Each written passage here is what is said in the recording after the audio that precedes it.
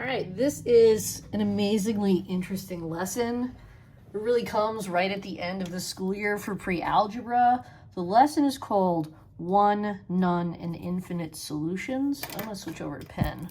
One, none, and infinite solutions, which in reality could be labeled x equals a. X is the set containing the empty set, and X is the set containing all real numbers. I'll get to what all that means, but it really is pretty exciting. This is really no solutions, and all real numbers. It's really fascinating to kind of expand what the reality of equation solving is. Up until this point, we've been working here in x equals a. So this is one solution. I'm going to take a highlighter here and just highlight it. One solution. And that's really where we've been working. We've been saying, all right, well, we're going to solve equations like, I don't know, 5y plus 14 equals 59.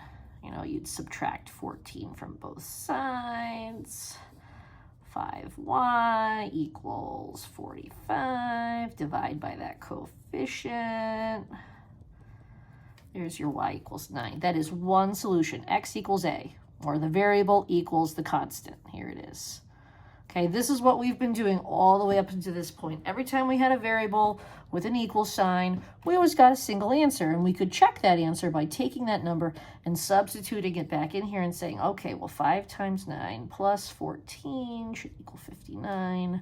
45 plus 14, 59 equals 59. Check step, we're all good to go. So that's where we've been living. That's what we expect to happen. So now there's going to be 2 more situations that come up.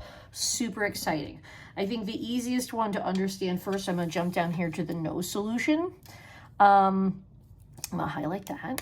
So let's just kind of read what I've written here, and then I'm going to do some examples. There's no number that can be substituted for the variable to make the statement true.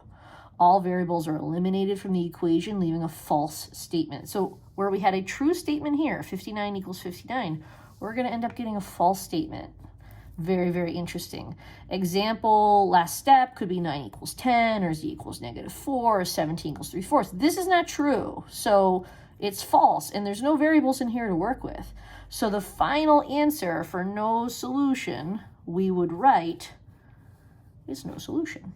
Now, in set notation, which we skip in this class, it would be X is the set containing the empty set. You will see this if you are using Photomath. Possibly Math Papa. I did test it with Photomath. This is set notation. This is called the empty set. It means there's no numbers that work here, and this means all the numbers that work are listed here. Well, there's none of them. That's not the number 0. That is the empty set. Let's do an example. This is going to look a little complicated. So 4 times the quantity, 6 minus 2m equals 2m times the quantity, 2 plus 3 plus 20 minus 18m. Now, I'm going to wait a second if you want to write that down. I do think it's a really great exercise to kind of go through this equation solving. What I've tried to do here is hide what's going to happen. I'll do one that's a little more literal after this. So we're going to use all of our fabulous equation solving. I see that there's distributive property. I'm going to take care of that first and get 24 minus 8m. And that's going to equal, well, I could get 5 here, or I could distribute. Let's pretend I don't notice that I could get 5 and then multiply. And I get 4m plus 5m.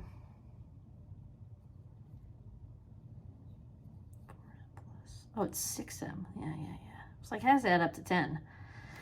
Plus 20 minus 18m. And then being the very great equation, so I see I have a constant and a variable here, so I'm going to leave those alone for a minute. And I'm going to take my m, and my m. I'm going to add the opposite, so I have the commutative property. Positive 10, negative, I'm going to get negative 8 8m plus 20. Add 8m. So this looks interesting. So now I guess I want to get all the constants on one side. So I guess I'm just going to add 8m, add 8m. That one goes away. Look what happens here. Negative 8m plus 8m. That one goes away. And I get 24 equals 20.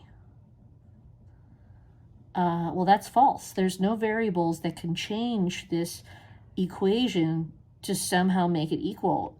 What this is telling me is, no matter what number I substitute in here for m, if I picked 8, if I picked 25, if I picked negative 432.5, if I picked 3/4, no matter what number I substitute in for these m's, eventually they will eliminate each other, leaving me with 24 equals 20. This is false. If this is the answer that I'm going to get, I'm going to write the words, no solution. Okay, now I would also accept X is the set containing the empty set. Now, I can't show you my phone, but if you put this into Photomath, this is what's going to come up. So you need to know what this means. X is the set containing the empty set. No solution, no matter what number I substitute in there. So pretty much, let me go down here to this step. We had negative 8m plus 24. So I used the commutative property here. And I had negative 8m equals 20. So, I mean, look at it. Negative 8 times a number and negative 8 times a number should be the same. Whatever this number is, 10, 20, negative 42, this term is always going to be equal. And oops, this should be a plus sign. My apologies. This term should always be equal. And then I'm going to add to this one, 24. I'm going to add to this one, 20. And I want those two results to be equal. It really makes sense that this is going to have no number that I can substitute in there to make it true. If I substitute 2 in here, it's not going to be equal. If I substitute 10 in here, it's not going to be equal. So really, really interesting, no solution. The last one, which kind of blows students' minds, is called infinite solutions. I'm going to pull this one down here. Make sure it's in my screen. Infinite solutions. Now, this one is a little bit interesting. So when we had one solution, we didn't write one solution. We wrote y equals 9. We gave us the solution. When we had no solutions, we had, X is the empty set, which is no solution. We wrote no solution. So with infinite solution, you're not going to write infinite solutions. You're going to write all real numbers. Right here. All real numbers can be substituted for the variable to make a true statement. Typically, all variables are eliminated from the equation, leaving a true statement. So this is going to be a little bit similar to no solution where we eliminated the variables. But in the end, instead of getting this false statement of 9 equals 10, we're going to end up with a true statement of like 0 equals 0 or negative 3 equals negative 3. Let's look at an example.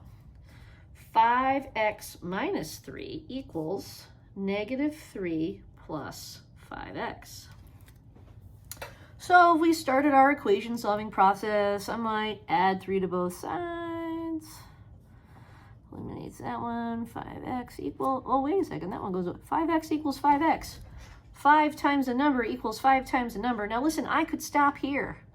Any number I put here, I'm multiplying by 5. And that same number is going to be multiplied by 5. That's going to give me the same product. But let's pretend I don't see it. So I could stop here and write all real numbers. Let's say I don't see it. So I divide by 5 and divide by 5. I get x equals x.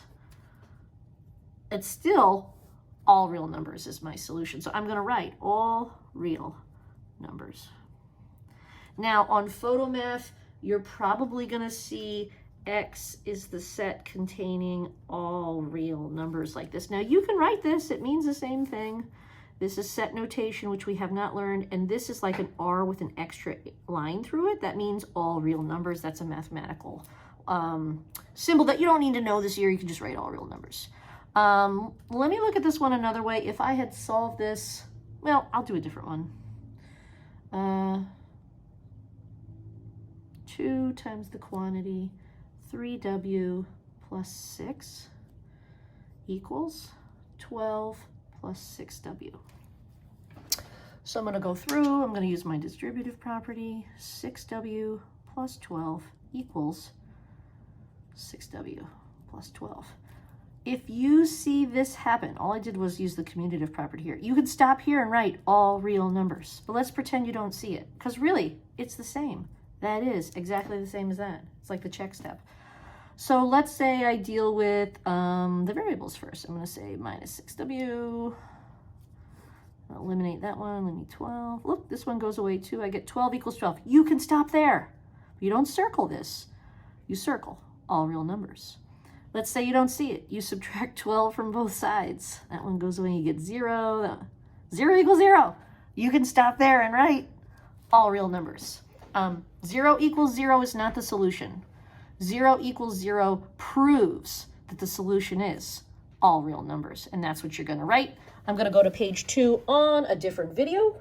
Chew on that for a minute.